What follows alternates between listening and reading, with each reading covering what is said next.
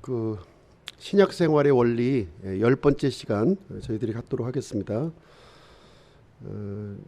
그리스도와 결혼함입니다. 그리스도와 결혼함.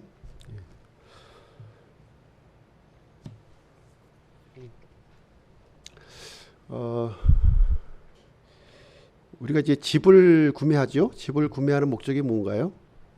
우리가 이제 거주하는 것이 목적이죠. 논과 밭을 이제 구매를 하게 되는데 그 이유는 이제 경작하기 위해서 우리가 이제 구매를 합니다. 자동차를 구매하는 목적은 무엇인가요? 운행하기 위해서 우리가 이제 구매합니다. 아마 이제 가만히 모셔두기 위해서 이제 집이나 또 논이나 자동차를 구매하는 사람은 아무도 없을 거예요. 어떤 용도를 목적한 바를 가지고서 우리가 이제 구매를 하게 됩니다. 아무 목적도 없이 또 구매하는 것도 또 이제 이해할 수가 없는 거죠. 그래서 하나님께서는 우리 신자들을 이제 구매해 주셨다 이렇게 말씀해 주고 있어요. 그렇다면 구매하신 목적이 있겠죠. 그래서 그 목적에 부합되는 우리가 그런 삶을 살아야 될 줄로 생각을 합니다. 우리를 이제 구매하셨는데 값을 치르고 우리를 사주셨어요. 값을 치르고 그 값은 어떤 값이었나요? 예수 그리스도의 그 피값으로 우리를 이제 구매해 주셨다 이렇게 하고 있습니다. 고린도전서 6장 20절 한번 읽어보겠습니다. 고린도전서 6장 20절 시작. 주께서 값을 치르고 너희를 사셨느니라.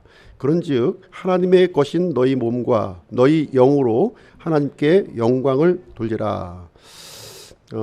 우리가 이제 예수님을 구주로 우리가 이제 받아들이고요. 구원을 받았다면 우리는 이제 하나님의 소유가 되었다는 거예요. 이제는 더 이상 내 소유가 아니라 하나님의 소유가 되었다 이렇게 얘기를 해주고 있습니다. 그 목적은 무엇인가요? 그 목적은 고린도전서 6장 20절 지금 읽어본 말씀에 이제 나와 있죠. 하나님의 영광, 하나님께 영광을 돌리기 위해서 우리가 하나님의 소유가 이렇게 되었습니다. 어떻게 하나님의 영광을 돌릴 수 있나요? 또 말씀을 보시게 되면 너희 몸과 너희 영으로 하나님께 영광을 돌리라 이렇게 말씀을 해주고 있습니다. 하나님께 영광을 돌리는데 우리의 몸과 우리의 영으로 영광을 돌리는 거죠. 만약에 그리스도인들이 구원을 받았다고 얘기하면서 내 것처럼 이제 사용하는 사람이 있다면 이것은 절도죠. 그렇죠?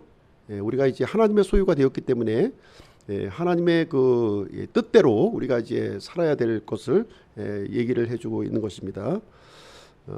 그래서 이제 내 뜻과 하나님의 뜻이 이렇게 계속 충돌하는 거예요. 충돌하지만 우리가 이제 믿음이 이렇게 성장해 나감에 따라서 이제 하나님의 뜻을 높이고 내 뜻을 굴복하는 그런 일이 이제 우리에게 이루어지게 되는 것이죠. 성경을 보시게 되면 이제 예수님과 그 신자의 관계를 이제 여러 가지로 이제 우리가 묘사를 해주고 있죠. 우리가 이제 이미 살펴본 바에 의하면 이제 나무와 이제 가지로의 관계로 우리가 이제 묘사가 되고 있고요. 또 그 다음에는 머리와 몸의 관계로 이렇게 설명을 해주고 있습니다. 오늘은 이제 어떤 이제 모습을 우리가 좀 살펴보기를 원하냐면 이 결혼 관계를 통해서 예수님과 우리의 관계를 한번 좀 생각을 해보고자 하는 것입니다. 그럼 예수님은 우리 신자들의 누가 되는 거죠? 신랑이 되는 거죠. 신랑이 되는 거고 우리는 예수님의 그 신부가 되는 겁니다. 그 관계를 이제 우리가 한번 살펴보기를 원합니다. 그래서 이 결혼 관계는요, 우리 그리스도인의 삶에 있어서 아주 이 차원 높은 부분을 우리에게 이제 설명해주고 있어요. 그래서 이제 우리가 두 사람이 이제 사랑하는 두 남자와 여자가 이렇게 만나서 결혼을 하지 않습니까? 그런 것처럼 우리 이제 예수님과 우리 신자의 관계는 바로 이제 그런 관계에 있다는 거예요. 사랑하는 두 사람이 이렇게 함께 연합되어서 이렇게 살아가는 그 모습을 얘기해주고 있습니다. 이 결혼의 이미지를 한번 좀 우리가 한번 좀 생각을 해보도록 하겠습니다. 첫 번째는요, 1대1의 관계라는 거예요. 1대1.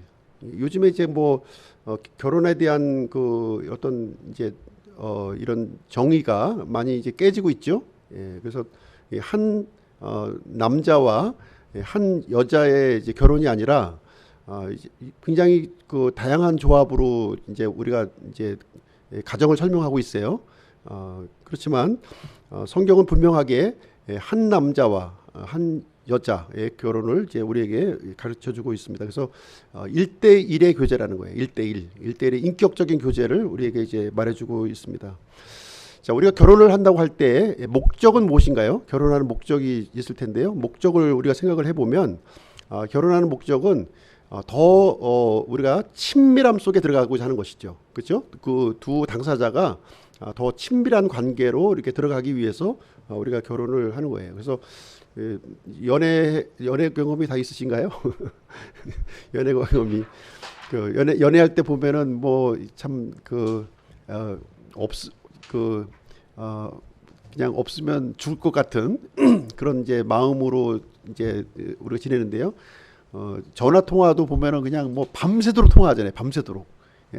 밤새도록 통화료가 많이 나오는 것도 개의치 않고 하여튼 뭐 밤새도록 하여튼 뭐 무슨 할 말이 있는지 하여튼 뭐 밤새도록 이렇게 통화를 하게 되는데 그 친밀함을 더 갖고 싶은 거죠. 그렇죠? 더 갖고 싶은 마음에서 결혼을 이제 하게 됩니다. 그래서 이제 결혼하기 전과 결혼하기 후는 분명히 달라져야 되는 거죠. 결혼하기 전과 결혼하기 후는 분명히 이제 달라져야 됩니다. 그래서 결혼하기 전에는 사실 이제 어떻게 보면 이제 이기적인 마음이 있었을 거예요. 이기적인 마음. 나의 만족을 이제 좀 채우기 위한 그런 방법이 마음이 있었을 것이고요. 그러나 이제 결혼하기 이후에는 좀 이제 다 바뀌어지죠. 나의 만족이 아니라 상대방의 만족을 이제 구하려는 마음으로 이렇게 바뀌어지게 됩니다. 결혼 후에도 계속해서 이기적이라면 어떻게 할까요? 아니, 결혼을 했는데도 계속 이기적이야. 물론 그런 경우도 있겠죠. 그러면 이제 그 가정은 굉장히 불행할 거예요. 그렇죠? 그러나 나의 만족을 구하지 않고 상대방의 만족을 구하려고 했을 때에는 아마 행복한 가정을 우리가 이룰 수 있으리라고 생각을 합니다. 그래서 진정한 결혼이라고 하는 것은 여전히 나의 만족을 구하는 것이 아니라 상대방의 만족을 이제 구하는 것이다, 이렇게 얘기를 할 수 있습니다. 그래서 우리 이제 신약 생활의 본질에 대해서 우리가 살펴보는 건데요. 그래서 우리의 신랑 대신 예수님과 이렇게 친밀한 교제 속으로 들어가는 거예요, 우리가요. 그렇죠? 우리가 오전 시간에 그 요셉에 대한 이야기를 살펴본 것처럼 요셉이 하나님과 이렇게 친밀하게 이렇게 참 교제 속에 거하지 않았습니까? 그런 것처럼 우리가 이제 신약 생활이라고 하는 것은, 우리 믿음 생활이라고 하는 것은 우리의 구원자 예수 그리스도와 이렇게 친밀한 관계 속에 들어가는 것을 얘기합니다. 그래서 교제라고 하는 단어, 그 이제 그리스어 단어를 보시게 되면 코이노니아라고 하는 단어를 써요. 코이노니아, 코이노니아 이렇게 쓰는데요. 이것은 이제 함께 공유하고 함께 나누는 거예요. 이 뜻이 함께 두 당사자가 함께 나누고 공유하고 그 관계를 얘기를 해주고 있습니다. 그래서 우리가 이제 그리스도와 이렇게 친밀한 교제 속에 들어간다고 하는 것은 이렇게 서로의 존재와 이 소유를 이렇게 나누고 공유하는 것이다, 이렇게 말씀을 드릴 수가 있겠습니다. 예수님 편에서는 문제가 없죠. 예수님 편에서는 예수님은 전적으로 이타적인 삶을 사셨고요. 우리를 위해서 이렇게 사셨어요. 그렇기 때문에 이제 우리 편의 문제가 되는 거죠. 우리 편에서 얼마큼 나에게 이렇게 은혜를 베풀어 주신 예수님께 친밀하게 다가갈 수 있느냐 하는 것이 이제 문제가 되겠습니다. 두 번째를 보시게 되면요. 진정한 연합을 위해서 해방되었다는 거예요. 진정한 연합을 위해서. 그러니까 예수님과의 이런 그 친밀한 교제, 이 결혼 관계를 위해서 해방이 되었다는 거죠. 해방되었다는 것을 얘기해 주고 있습니다. 로마서 7장 4절 한번 보시겠습니다. 로마서 7장 4절 같이 한번 읽어보실게요. 시작. 그러므로 내 형제들아 너희도 그리스도의 몸으로 말미암아 율법에 대하여 죽게 되었나니 이것은 너희가 다른 분 곧 죽은 자들로부터 일으켜지신 분과 결혼하게 하려 함이요 또 우리가 하나님께 이르는 열매를 맺게 하려 함이라. 여기 보시게 되면요, 로마서 7장은요 이 예수님과의 우리 그 특별한 관계를 이제 설명해주고 있는데요. 여기 보시면 옛 남편을 어떻게 묘사하고 있습니까? 옛 남편을 율법으로 묘사하고 있는 거예요. 율법. 그리고 새 남편은 누구신가요? 새 남편은 그리스도. 그렇죠? 우리가 이제 구원받기 전에 그 옛 남편은 율법이었다는 거예요. 율법에 이렇게 우리가 속박을 당하고 이렇게 있었다는 것이고요. 이제는 이 율법에서 벗어나서 새 남편인 그리스도에게로 속하게 되었다. 이제 이 얘기를 로마서 7장 말씀은 우리에게 해 주시는 그런 내용이 이제 되겠습니다. 근데 예수님께서 새 남편인 예수님께서 이 율법에 대하여서 우리를 해방시켜 주셨다는 거예요. 해방시켜 주셨다. 이제 그 얘기를 해 주고 있는 것인데요. 이것이 바로 이제 로마서 6장에 있는 그 가르침이 이제 되겠습니다. 어떻게 우리가 율법, 옛 남편인 율법으로부터 해방이 되었을까요? 그것은 예수님께서 이루신 십자가의 공로에 달려 있는 거예요.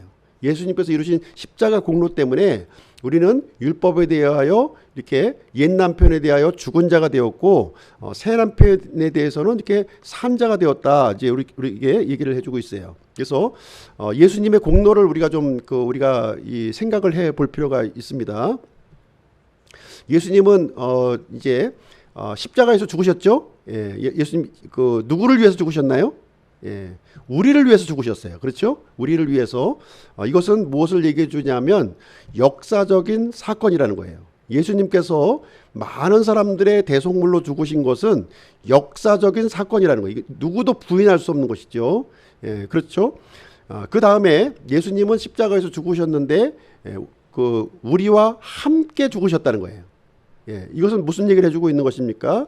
우리가 이 예수님을 십자가에 죽으신 예수님을 나의 구주로 받아들일 때에 일어나는 사건을 얘기하는 거예요. 2000년 전에 죽으셨을 때는 모든 사람을 위해서 죽으셨어요. 근데 이것을 예수님을 나의 구주로, 나의 남편으로 받아들였을 때는 예수님과 함께 내가 죽게 된다는 거예요. 예수님과 함께.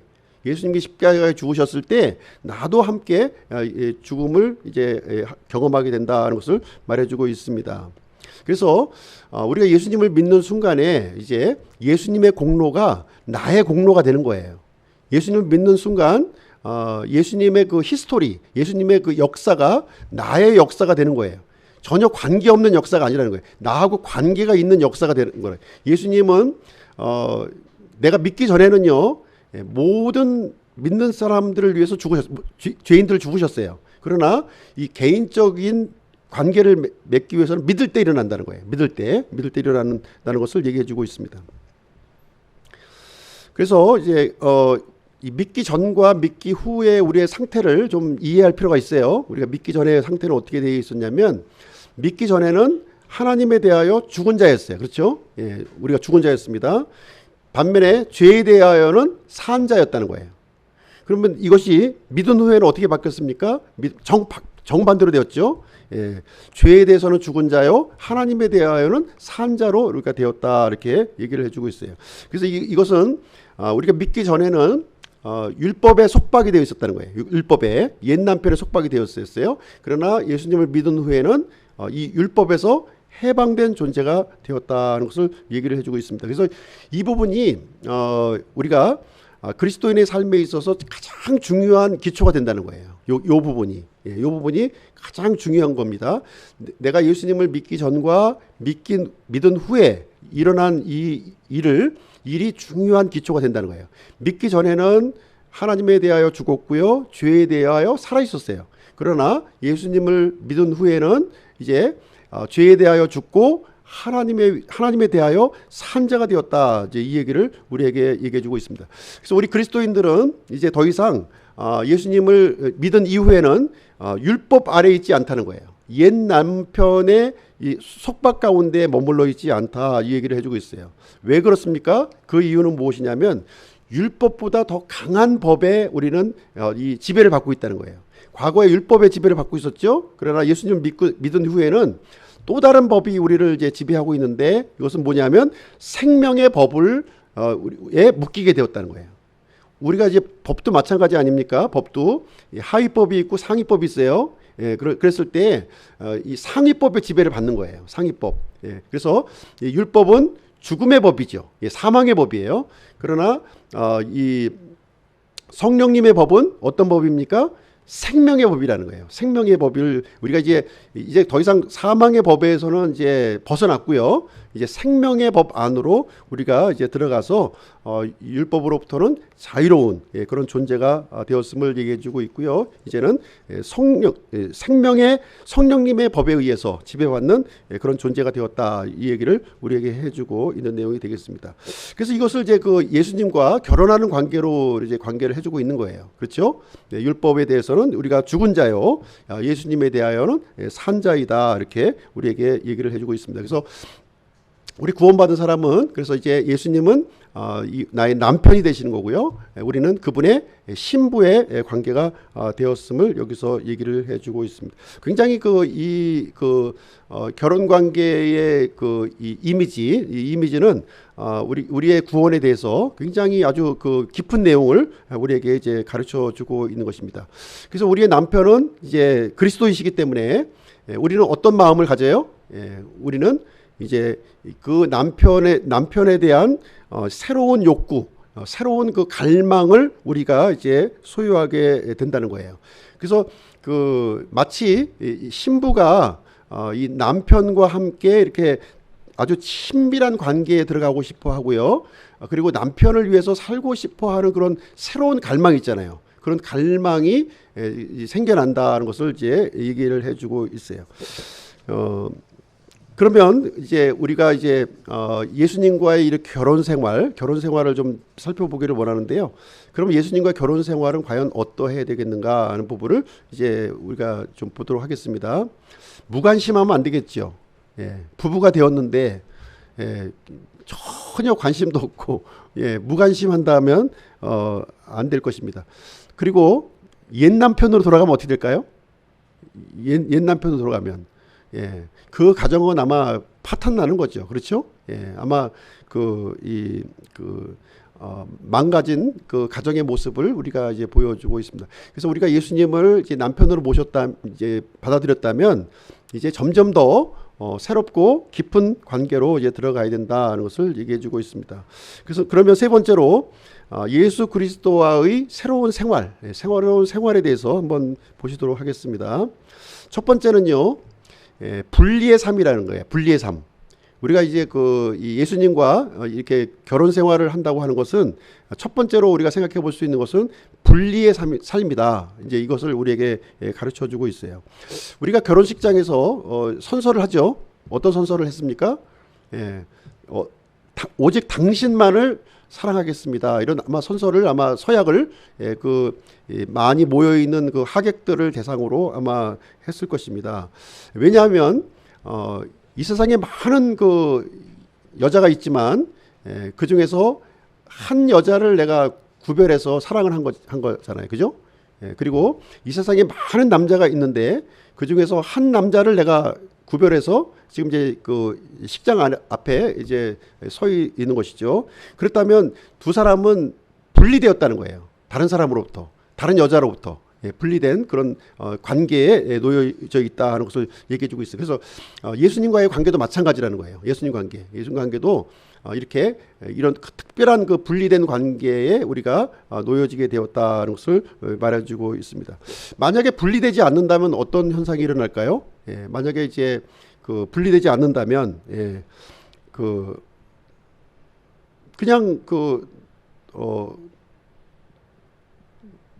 내 아내뿐만 아니라 또 다른 여자에게 눈을 돌리면 어떡할까요? 아니면 또 반대로 다른 남자에게 계속 눈을 돌리면 어떻게 되나요? 그 가정은 아마 파탄난 가정이 돼버리고 말 것입니다. 예수님은 철저히 우리에게 분리가 되어 주셨어요. 예, 우리가 분리가 되었고요. 또 우리는 예수님께로 이렇게 분리해야 될 것을 우리에게 요구를 하시고 있는 내용이 되겠습니다. 그래서 로마서 6장 11절 한번 보시겠습니다. 로마서 6장 11절 시작. 이와 같이 너희도 너희 자신을 죄에 대하여는 참으로 죽은 자요 하나님께 대하여는 예수 그리스도 우리 주를 통해 산 자로 여길지어다. 자, 태도를 분명히 하라는 거죠. 태도를 어정쩡한 태도를 가지시면 안 되는 거예요. 예, 남편과 아내의 관계가 되었으면 어정쩡한 관계가, 만약에 남편이 지나가는 여자한테 눈을 돌리면 어떻게 됩니까? 예? 남편이 지나가는 여자한테 눈길을 이렇게 막 주면 어떻게 되는 거예요? 예, 그래서는 안 되는 거죠. 그렇죠? 예, 아마 기분이 굉장히 나쁠 거예요. 예. 남편도 마찬가지죠. 이제 자기 아내가 지나가는 멋진 남자를 보고 막 쫓아가면 어떻게 됩니까? 예, 기분이 상당히 좋지 않을 것입니다. 에베소서 5장 31절도 한번 읽어보겠습니다. 에베소서 5장 31절 시작. 이런 까닭에 남자가 자기 아버지와 어머니를 떠나 자기 아내와 결합하여 그들 둘이 한 육체가 될지니라. 이것은 큰 신비니라. 그러나 내가 그리스도와 교회에 대하여 말하노라. 그럼에도 불구하고 너희 각 사람이 자기를 사랑하듯 개별적으로 자기 아내를 사랑하고 아내도 주의하여 자기 남편을 존경할지니라. 자, 이제 남편과 아내의 관계요. 이 남편과의 이 아내의 관계가 큰 신비다, 이렇게 얘기를 해주고 있어요. 큰 신비. 그래서 이것을 어떻게 지금 성경은 얘기를 해주고 있습니까? 예수 그리스도와 교회의 관계로서 지금 예수님과 신자의 관계로서 지금 이제 설명해주고 있는 그런 내용이 되겠습니다. 그래서 각 사람이 자기를 사랑하듯 개별적으로 자기 아내를 사랑하고 아내도 주의하여 자기 남편을 존중할 것, 이것을 이제 얘기하고 있는 것처럼 예수 그리스도와 교회의 관계, 예수님과 우리 신자의 관계도 그러한 관계가 되어야 될 것을 여기서 얘기해주고 있습니다. 에베소서 4장 4절도 한번 같이 읽어볼게요. 시작. 너희 간음하는 남자들과 간음하는 여자들아, 세상과 친구가 되는 것이 하나님과 원수가 되는 것인 줄 너희가 알지 못하느냐. 그러므로 누구든지 세상의 친구가 되고자 하는 자는 하나님의 원수가 되느니라. 자, 예수님과 우리가 이제 결혼한 관계가 되었어요. 남편이 되었어요. 그런데 이 세상과 또 이렇게 친구가 된다면, 예수님을 남편으로 있으면서 또 이 세상을 또 이렇게 사랑을 한다면, 그것은 이제 영적으로 간음한 사람이다라는 것을 얘기해주고, 전적으로 이렇게 사랑하기를 원하는 거예요. 전적으로 사랑받기를 원하고 있고, 사랑은 100%를 요구하는 겁니다. 사랑은 항상 100%를 요구하고 있는 것인데 99%는 안 된다는 거예요. 단 1%라도 이게 한눈 팔지 아니하고 온전하게 나에게 이렇게 분리될 것을 이제 여기서 요구를 해주고 있습니다. 자, 두 번째는 애정의 삶을 얘기해주고 있어요. 애정. 이 남편과 아내의 관계에 있어서 사랑이 없으면 어떻게 될까요? 사랑이 없으면 아무 의미가 없는 거죠. 존재할 의미가 없는 것입니다. 가장 핵심적인 것, 남편과 아내 부부관계에 있어서 가장 핵심적인 요인이 뭐냐면 바로 사랑이라는 거예요. 사랑의 동기가 있어야 되는 것이죠. 남편도 사랑의 동기가 있어야 되는 것이고, 아내도 사랑의 동기가 있어야 되는, 다른 불순물이 있을 필요가 없다는 거예요. 오직 사랑이 핵심적인 기초에 있어야 될 것을 여기에서 얘기해주고 있습니다. 결혼을 의무적으로 하시는 분 있나요? 의무적으로. 그렇지 않죠. 그 사랑의 근거로 해서 우리가 결혼하는 것처럼 예수님과의 우리의 관계에 있어서도 마찬가지라는 거예요. 사랑의 동기에 의해서, 사랑의 어떤 기준을 기초로 해서 우리가 이제 예수님과의 관계를 가지게 되는 것입니다. 이것이 진정한 결혼 관계이고, 예수님과 우리 신자의 관계를 설명을 해주고 있어요. 그래서 예수님은 모든 시대와 모든 장소를 막론하고 위대한 연인이십니다. 이 사실 믿으십니까? 예수님은 모든 시대와 모든 장소를 초월해서 위대한 연인이 되어 주신다고 하는 거예요. 그래서 예수님은 우리를 만나기 위해서 먼 길을 이렇게 오셨다는 거예요. 먼 길. 하늘 영광을 이렇게 버리시고 이 낮고 낮은 이 땅으로 우리를 위해서, 우리를 사랑하기 위해서 찾아오셨다, 이렇게 얘기하고 있습니다. 이 땅에 오셔서 무슨 일을 했나요? 우리의 허물과 우리의 죄를 위해서 그 십자가 위에서 그 조롱과 멸시와 술취와 그리고 그 죽음까지도, 자신의 생명까지도 버리시고서 우리를 사랑하셨다, 이렇게 얘기를 해주고 있습니다. 예수님은 우리를 사랑하셨다는 거예요. 우리를 사랑하시고 우리를 구원해 주셨고 또 우리를 자신의 신부로 맞이해 주셨다, 이렇게 말씀을 해주고 있습니다. 고린도후서 5장 14절 한번 읽어보실게요. 고린도후서 5장 14절 시작. 이는 그리스도의 사랑이 다시요. 시작. 이는 그리스도의 사랑이 우리를 강권하기 때문이라. 우리가 이같이 판단하노니 곧 한 사람이 모든 사람을 위하여 죽었으면 모든 사람이 죽었느니라. 그래서 예수 그리스도의 사랑이 우리를 강권한다, 이렇게 얘기를 해주고 있어요. 그래서 예수님과 우리의 관계는 어떤 관계여야 됩니까? 사랑을 나누는 관계라는 거예요. 사랑이 예수 그리스도의 그 사랑을 나누는 그런 관계가 된다는 것이에요. 그래서 예수님은 어떤 사랑으로 우리를 사랑하셨는가? 예수님의 사랑의 깊이와 그 넓이와 그 높이와 이것을 우리가 함께 나누는 삶이 바로 예수님과 우리의 관계를 얘기해 주고 있습니다. 예수님의 사랑은요, 이제 세 가지를 우리에게 해주셨는데요. 세 가지. 예수님의 사랑이 우리에게 해주신 것 세 가지를 한번 보겠습니다. 첫 번째는 뭐냐면 우리의 죄를 덮어주셨다는 거예요. 우리 신부를 얻기 위해서 죄를 덮어주셨다, 이렇게 얘기를 해주고 있어요. 잠언 10장 12절 거기도 보시게 되면 마음은 다툼을 일으키되 사랑은 모든 죄를 덮느니라, 이렇게 얘기를 해주고 있어요. 여기서 사랑은 죄를 덮어준다, 이렇게 얘기를 해주고 있는데요. 이 덮는다고 하는 뜻이 무엇이냐면 이제 그 히브리어로 보면은 카파르라고 하는 단어를 사용하고 있어요. 카파르. 이 덮는다는 거예요. 덮어. 이렇게 이 짐승의 피가 들여지지 않습니까? 성막에서 짐승의 피가 이렇게 들여지면서 이 사람의 죄를 덮어주시는 거예요. 구약 시대에는 이 죄를 용서해 주시는 방법이 덮어주는 방법이었어요. 덮어주는 방법. 잠언에서는 덮어준다는 표현을 이제 사용하고 있는 것입니다. 덮어주는 거였어요. 이 덮어진 죄가 언제 해결이 됩니까? 그것은 그 예수 그리스도께서 하나님의 어린 양이 되어 주셔서 십자가에서 죽으실 때 그 죄가 제거가 되온 거예요. 제거. 구약 시대에는 덮어주셨고요. 이제 이 신약에서 예수님이 오셔서 이 덮어진 죄를 제거해 주시는 그런 일을 해 주셔서 그 사랑을 우리에게 보여주셨다는 거예요. 그 사랑으로 우리의 죄를 덮어주시고 제거해 주시는 그런 일을 해 주셨다고 하는 사실입니다. 그리고 두 번째로 그리스도의 사랑은 어떤 일을 우리에게 해 주셨나요? 그 사랑은 우리를 구별시켜 주셨다는 거예요. 우리의 죄를 제거해 주셨을 뿐만 아니라 우리를 구별시켜 주는 그런 일을 해 주셨다는 겁니다. 세상의 모든 다른 그 어떤 창조물 중에서 우리를 이 그리스도에 속한 자로 우리를 이제 구별시켜 주었다, 얘기를 해주고 있습니다. 결혼은 이런 것이죠. 남자가 무엇을 합니까? 프로포즈를 하죠. 프로포즈를 하고 이제 아내 될 사람이 그 프로포즈를 이제 받아들이는 그 일을 진행합니다. 예수님께서는 우리에게 프로포즈를 해주셨던 거예요. 그리고 우리가 그 프로포즈를 받아들임으로 말미암아 이제 예수님의 신부, 구별된 존재가 우리가 되어준다 하는 것을 얘기를 해주고 있어요. 그래서 우리는 이런 말을 해야 되겠죠. 나를 사랑해 주시고 나를 구원해 주신 그리스도에 대해서 어떻게 얘기해야 되겠습니까?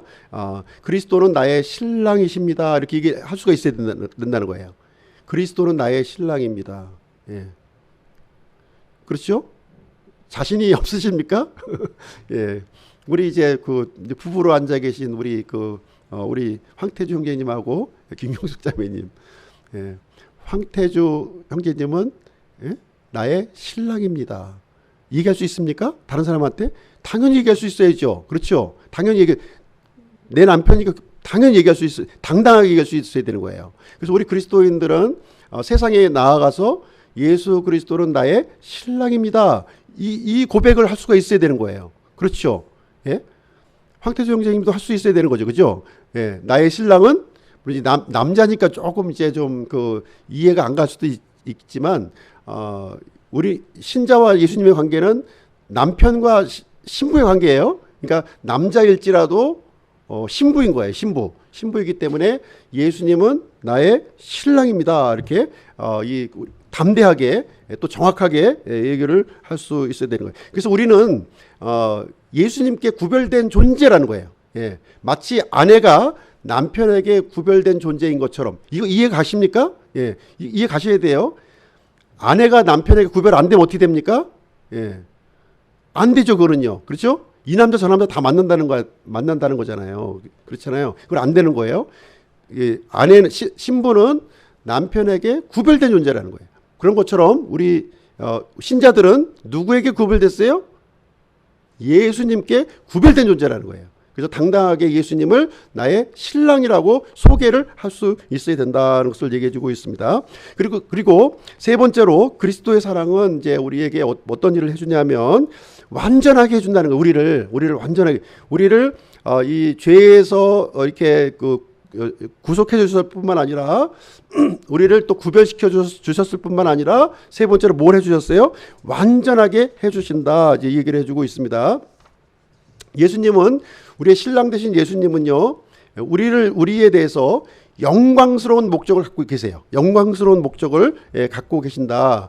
우리의 모습을요, 흠도 없고 점도 없는 완전한 모습으로 우리를 만들어 주실 것을 계획하고 계십니다. 그래서 우리는요, 나중에 예수님과 같은 모습으로 된다는 거예요. 우리가 지금 우리의 모습을 볼 때는 전혀 그렇지 않죠. 전혀 그렇지 않지만 이제 우리의 미래의 모습은 점도 없고 흠도 없는 예수님과 같은 영광스러운 모습으로 우리가 바꿔주실 것을 이제 예수님은 우리를 계획하고 계시다고 하는 사실이에요. 얼마나 가슴 벅찹니까? 이 얘기 들어보면 참 나같이 이렇게 참 죄로 이게 물들어 있는 이 존재를 이게 죄를 이렇게 용서해 주시고 또 이게 구별시켜 주시고 이제는 점도 없고 흠도 없는 영광스러운 존재로 예수님과 같은 형상의 모습으로 우리를 이제 완전하게 해 주실 것을 하고 있다는 거예요. 그 예수님의 이 사랑이 이 동력이 되어서 그 일을 이제 진행해 주신다 하는 것을 여기서 얘기를 해 주고 있습니다. 참 이러한 신랑이 있다면 우리는 당연히 참 우리가 그 품에 안겨서 그 모든 것을 우리가 누려야 되겠죠. 누리는 것이 참 행복한 모습이 될 것입니다. 관련 구절 한번 보실게요. 관련 구절. 에베소서 5장 27절 한번 보겠습니다. 에베소서 5장 27절 같이 읽어보실게요. 에베소서 5장 27절 시작. 또 그것을 점이나 주름이나 그런 것이 없는 영광스러운 교회로 자기를 위해 제시하려 하심이며 교회가 거룩하고 흠이 없게 하려 하심이라. 그래서 예수님의 사랑이 이제 우리의 모습을 이렇게 만들어 주신다는 거예요. 이렇게요. 장차 하나님 앞에서 영광스럽게 설 수 있는 예수님도요. 우리도 당당하게 예수님은 나의 신랑이십니다 이렇게 고백을 하게 되지만 예수님도 이제 장차 우리 미래에 우리 신부를 하나님 앞에서 나의 영광스러운 나의 이 신부를 이제 소개를 한다는 거예요. 소개를. 그 얘기를 해주고 있는 것입니다. 요한일서 4장 17절도 한번 같이 읽어보겠습니다. 요한일서 4장 17절 같이 읽겠습니다. 시작. 이 점에서 우리의 사랑이 완전하게 되었나니 이것은 우리가 심판날에 담대함을 가지게 하려 함이라. 이는 그분께서 어떠하신 것 같이 우리도 이 세상에서 그러하기 때문이라. 그렇죠? 우리가 이제 나중에 심판날에 우리를 담대함을 갖게 한다는 거예요. 그래서 왜 어떻게 만들어 주신다고요? 우리를 예수님의 어떠하심과 같이 우리도 그와 같이 이 세상에서 그와 같이 만들어 영광스러운 존재로 이렇게 바꿔 주신다 이렇게 얘기를 해주고 있습니다. 자, 세 번째 한번 볼게요. 세 번째 예수님과 신자의 관계에 있어서 어떤 관계여야 되는가? 어떤 관계가 되는가? 세 번째는 헌신의 삶이라는 거예요. 헌신의 삶. 우리 부부 이제 결혼 생활은요 헌신의 삶이다라는 것을 그 특징을 얘기를 해주고 있습니다. 자, 이 헌신 이 결혼 생활에서 이 헌신이라고 하는 것은 전적인 헌신이에요. 예, 전적인 헌신. 그 아내는 남편을 향한 전적인 헌신이고요. 또 아내는 남편을 향한 전적인 헌신입니다. 정확하게 얘기했나요? 예, 아내는 남편을 향한 전적인 헌신, 남편은 아내를 향한 전적인 헌신을 요구하고 있다는 것입니다. 사랑하는 사람을 이렇게 기쁘게 해보려고 한번 했던 경험이 있으십니까? 지금 이제 나이가 들어가지고 예, 다 좀 식어지셨나요? 예. 이 사랑하는 사람을 우리가 기쁘게 하려고 할 때, 그렇죠? 우리가 이제 뭐 예전에 연애할 때 보면은 참 스릴이 있지 않습니까? 예. 우리 정영재님은 또 이제 아마 좀 얼마 안 돼서 조금 더 좀 실감이 날 수도 있는데, 우리 사랑하는 사람을 기쁘게 하려고 할 때, 예. 얼마나 스릴이 넘쳐요, 그죠? 예. 아마 이 기뻐하는 모습을 보기 위해서 참 이 두근거리고 설레이는 마음을 가지고 있었을 것입니다. 우리 예수님과 그리스도의 관계도 그렇다는 거예요. 예, 그런 관계라는 거예요. 그 예수님을 이렇게 기쁘게 하려고, 어떻게 하면 내가 기쁘게 할 수 있을까? 내 남편 되신 분을 어떻게 하면 서프라이즈하게 할 수 있을까? 이제 이거죠. 그리고 예수님도 우리를 위해서 또 서프라이즈한 거를 또 준비하고 계시는 거예요. 또 지금 서로가 준비하고 있는 거죠. 서로 우리가 이 땅에서 살아가고 있는 삶이 바로 그 삶을 얘기해주고 있는 거예요. 우리는 우리의 신랑 되신 예수님을 위해서 이 서프라이즈 선물을 준비해가는 거예요. 그 과정에 있는 겁니다. 그리고 예수님께서는 이제 이 신부에게 보여줄 그 서프라이즈한 선물을 또 이렇게 준비하고 계시는 그런 그 시간을 우리가 보내고 있는 겁니다.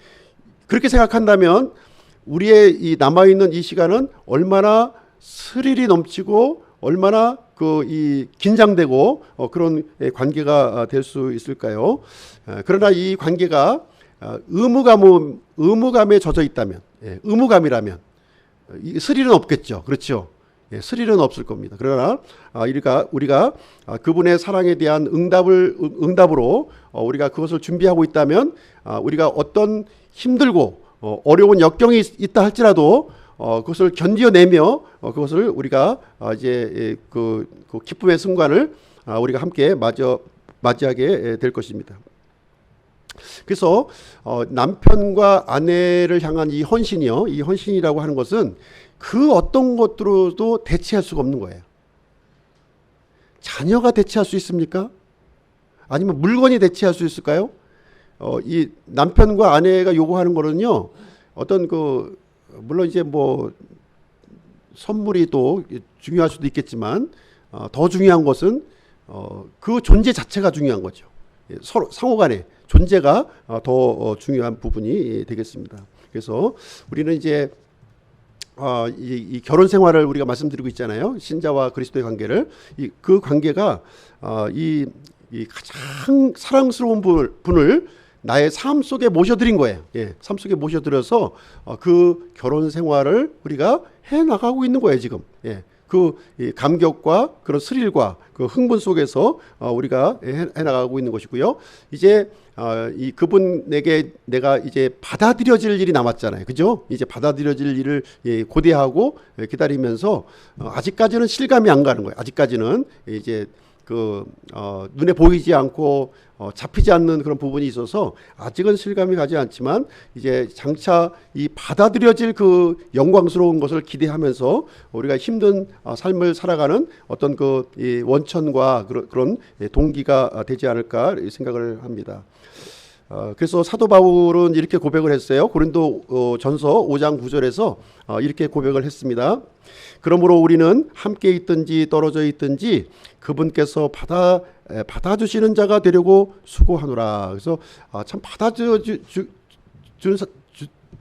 주기 위해서 이렇게 참 애쓰고 이렇게 이 노력하는 바울의 모습을 우리는 생각해 볼 수가 있고요. 우리도 그런 모습을 가져야 될 것을 성경은 말씀을 해주고 있습니다.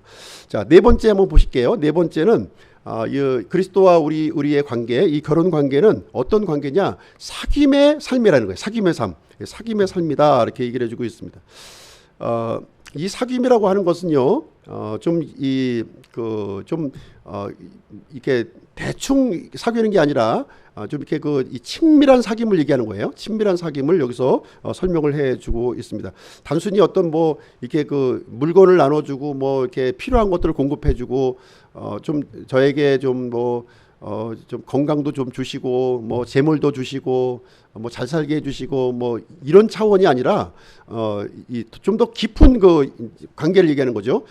인격적인 사귐을 얘기하고 있는 거예요. 예수님에게 깊이 내가 이렇게 그분을 또 이제 알아가고요. 그분께서 나의 사정을 이렇게 깊이 이렇게 개입해 주시는 이런 아주 친밀한 사귐을 이제 친구 관계도 그런 관계가 있잖아요. 그렇죠? 친구 관계도 그냥 이렇게 뭐 이제 연락하는 관계가 있고 이렇게 속마음을 나누는 내 속마음을 나눌 수 있는 친구가 있다는 거죠. 그렇죠? 그래서 그리스도는 그런 분이시라는 거예요. 나의 이 속마음을 이렇게 받아주시고 이거를 또 어루만져 주시는 그런 분으로서의 사귀는 삶을 여기서 얘기를 해주고 있는 내용이 되겠습니다.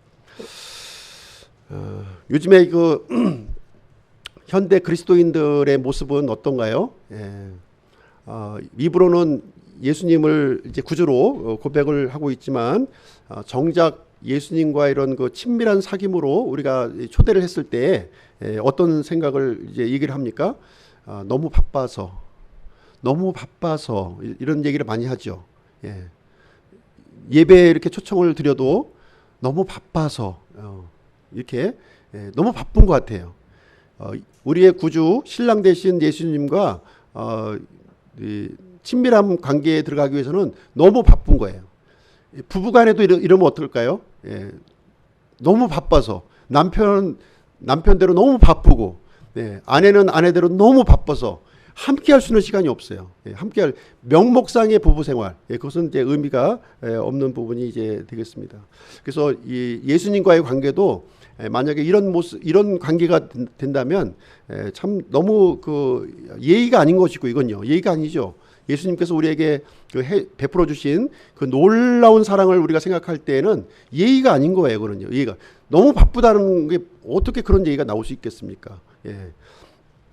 우리가 예수님께서 해주신 것들을 이제 하나하나 좀 헤아려 보았으면 좋겠어요. 우리에게 주신 그 사랑이 얼마나 높으며 얼마나 넓으며 얼마나 깊으신 사랑을 우리에게 해주셨는가를 생각을 하고요. 우리는 그 사랑을 거부해서는 안 될 것이고요. 예수님은 어떻게 보면 매일같이 이제 우리를 부르고 계신 거예요. 매일같이 이제 부르고 계십니다. 그래서 그 부르짖음과 그 외침에 우리가 외면해서는 안 될 것으로 생각을 합니다. 예수님을 나의 신랑으로 맞이했다면 이제 우리는 그분의 사랑 안으로 우리가 들어가야 될 거예요. 깊이 들어가서 그분에 대한 걸 더 많이 알았으면 좋겠습니다. 이 아가서 내용은요, 이 신랑과 아내의 관계, 그러니까 예수 그리스도와 이 교회의 관계를 참 아름답게 지금 설명해주고 있는 내용이 되겠습니다. 아가서 2장 14절 한번 읽어보실 텐데요. 예수님의 우리를 향한 이 부르짖으심, 이 외치심을, 이 부르심을 한번 좀 이제 살펴봤으면 좋겠습니다. 아가서 2장 14절인데요. 같이 한번 읽어보실게요. 시작. 오 바위 틈과 계단의 은밀한 곳에 있는 나의 비둘기야, 내가 네 얼굴을 보게 하라. 네 목소리를 듣게 하라. 네 목소리는 달콤하며 네 얼굴은 아름답도다. 그래서 여기 이제 예수님께서 이제 우리에게 하시는 말씀이에요. 이 나의 비둘기야 이렇게 부르지 않습니까? 나의 비둘기야, 내 얼굴을 좀 보여줬으면 좋겠다. 내 목소리를 듣게 해줬으면 좋겠다. 내 얼굴을 좀 봤으면 좋겠다. 이렇게 예수님께서는 우리를 이제 부르고 계신다는 것이죠. 이 부르짖음에 우리는 응답을 하고 그분의 친밀한 사귐 속에 우리가 들어가야 될 줄로 생각을 합니다. 자, 오늘 내용을 이제 좀 마무리를 좀 짓도록 하겠습니다. 예수님과 이 신자의 관계, 신자의 관계에 대해서 말씀드렸는데요. 요한복음 15장에 보시면 이 포도나무와 가지의 관계로 이렇게 설명을 해 주셨어요. 그리고 골로새서와 그 이제 에베소서에서는 이 몸과 예수님은 머리가 되시고 우리는 그분의 몸의 관계, 이 관계로 대해서 묘사를 하고 있고요. 오늘 이제 함께 본 것은 이제 이 신랑과 신부의 관계, 그렇죠? 신부의 관계로서 오늘 이제 묘사되는 부분을 우리가 함께 살펴보게 되었습니다. 그래서 이 결혼한 부부라고 하는 것은 이 당사자 외에는 배타적이어야 돼요. 그렇죠? 사랑은 독점하는 것이지 나누는 것이 아니라는 거예요. 그래서 예수 그리스도와의 이 사랑은 그 예수님을 제외하고는 배타적이어야 된다. 예수님도 사랑하고 세상도 사랑하고 안 된다는 거예요. 둘 중에 하나를 우리는 선택을 해야 될 것을 얘기를 해주고 있습니다. 그래서 예수님과 우리 사이에는 그 어떤 것도 끼어들면 안 돼요. 그렇죠? 그 어떤 것도 신랑과 신부의 관계라면 그 어떤 것도 끼어들어서는 안 된다. 그리고 가장 큰 원동력은 사랑이어야 된다는 거예요. 어떤 이기심이라든가 어떤 뭐 자기 만족이 아니라 철저하게 이타적이고 상대방을 만족시키려고 하는 그런 사랑의 동기가 되어야 된다 하는 것을 얘기를 해주고 있습니다. 그래서 우리가 이렇게 예수님이 어떠한 분이신지를 우리가 알고 예수님과 이렇게 함께 할 수 있다고 하는 것은 참으로 우리에게 주어진 영광이요 특권이라고 이렇게 말씀드릴 수 있겠습니다. 그래서 많은 그리스도인들이 그리스도와의 이 친밀함에 실패를 하고 있어요. 많은 부분들이 실패를 하고 있습니다. 그 이유는 무엇입니까? 예수님과 우리 사이에 끼어들어 있는 것이 너무 많은 거예요. 끼어들어 있는 것, 장애물이 너무 많이 있고요. 그리고 시간을 내지 못하고 있다고 하는 사실입니다. 그래서 성장하지 못하고 있고 예수님과의 이런 친밀함, 이 기쁨을 잃어버린 채 살아가고 있다고 볼 수가 있겠습니다. 그래서 우리는 예수님께서 나에게 부어주신 그 놀라운 사랑을 기억하고요. 그리스도의 사랑을 붙드시는 저희들의 모습이 되었으면 좋겠습니다. 그래서 그리스도의 관계가 이렇게 날마다 이렇게 성장해 가고요. 사랑하는 연인과 같이 이렇게 발전하는 그런 관계로 깊어지시기를 주님의 이름으로 축복드립니다. 이상으로 마치도록 하겠습니다.